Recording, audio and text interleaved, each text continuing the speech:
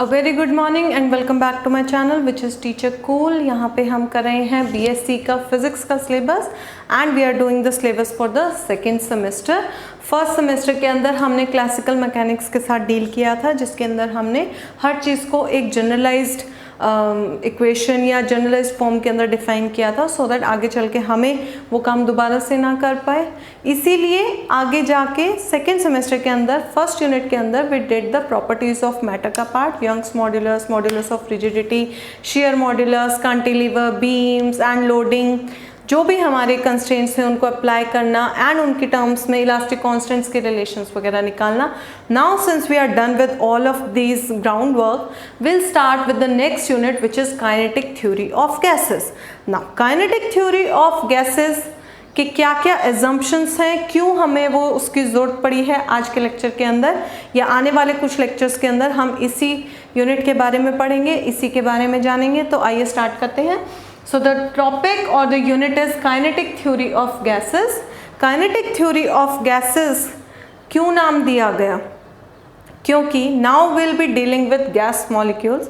Gas molecules को when we start studying, we come to know a few observations, जैसे कि जो भी मेरी गैस होगी चाहे वो कितनी भी कम हो, it will comprise of a very very large number of particles, molecules, जो भी आप कहना चाहें।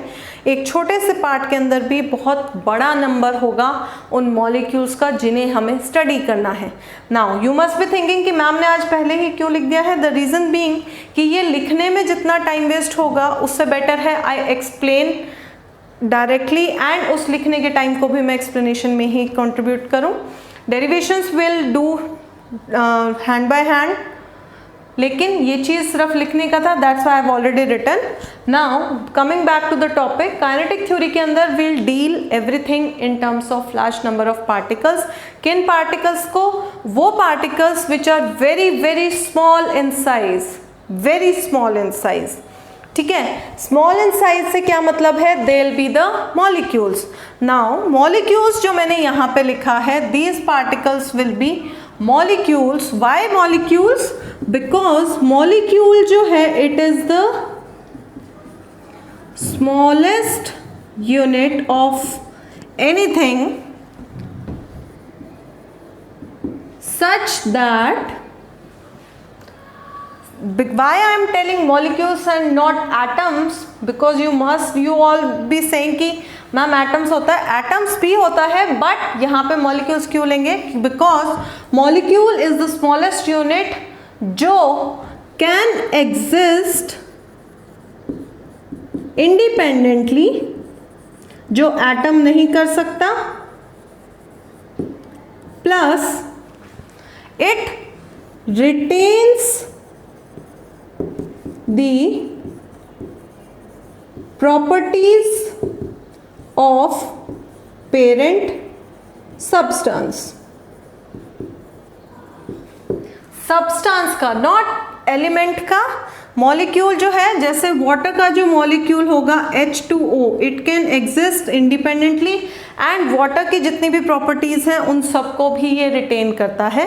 तो विल से काइनेटिक थ्योरी के अंदर will deal with the large number of particles which are very small in size, in fact the smallest size, and these particles will known as the molecules, and these molecules are always in a very rapid motion.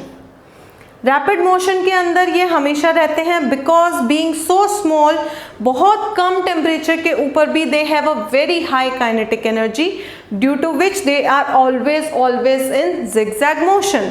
इसी zigzag motion को we also call Brownian motion, which is also one of the topic जो हम आने वाले time में करेंगे detail में। But for now इस रैपिड मोशन को, इस जिगजैग मोशन को we all name as Brownian motion.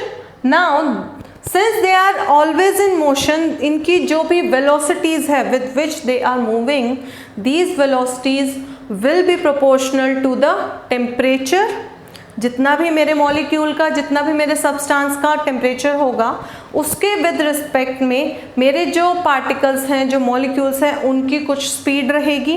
And जैसे जैसे वो टेम्परेचर इंक्रीज करते जाएंगे, उनकी वो स्पीड भी क्या होगी, इंक्रीज करती जाएगी। वेलोसिटी इंक्रीज करेगी तो क्या होगा, दे विल स्टार्ट कोलाइडिंग आपस में भी and to the walls of the container also.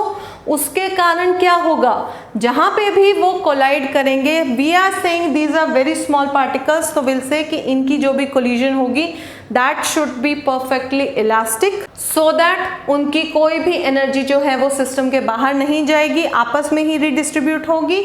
And उसके कारण उनकी जो एनर्जीज जब इंक्रीज होंगी मोशन के कारण, तो उनकी जो आपस की फोर्सेस हैं, द फोर्सेस ऑफ कोहेशन, जो आपस की अट्रैक्टिव फोर्सेस हैं, वो भी क्या करेंगी, इंक्रीज करने लग जाएंगी। But only for those molecules जो नज़दीक हैं। जैसे जैसे मॉलिक्यूल्स एक दूसरे से दूर जाएंगे, यही forces of cohesion will decrease. For example, I am standing in a room, यहाँ से एक पार्टिकल आया, यहाँ से एक पार्टिकल आया, when they are approaching their forces of cohesion is increasing, once they collide and they move in opposite directions, जैसे जैसे वो दूर जाते जाएंगे उनकी फोर्सेस ऑफ कोहेशन क्या होगी, डिक्रीज करने लग जाएगी। So as a result when we start to study the kinetic theory of gases, हमारे पास जो है कुछ चीज़ें ध्यान में रखनी है कि every matter is composed of molecules. We'll be talking about molecules, ना atoms, ना elements, ना कुछ और. We'll only be dealing with molecules. Now molecules are in a state of continuous motion. They'll be continuous. Molecules are never at rest. Very important thing. Molecules are never at rest. They are continuously in motion. And being in motion, these molecules exert attractive forces on one another, which is inversely proportional to the distance between them, right? So these are the three things which we'll keep in mind while studying the kinetic theory. At the end, I'll say when we are dealing with gases as compared to liquids and solids, gases के जो molecules होते हैं उनके intermolecular space is very very high and they are not in physical contact with each other, which makes them very flexible and very volatile, which at the end से कि उनकी ना तो कोई फिक्स शेप होती है, शेप ही नहीं होती तो वैसे उनकी कोई भी एक फिक्स वॉल्यूम नहीं होती है, right? So this is the introduction to the next unit, which is kinetic theory of gases. Next topic is the assumptions of kinetic theory of gases, which we'll do in detail. I hope यहाँ तक clear है. So let's move forward.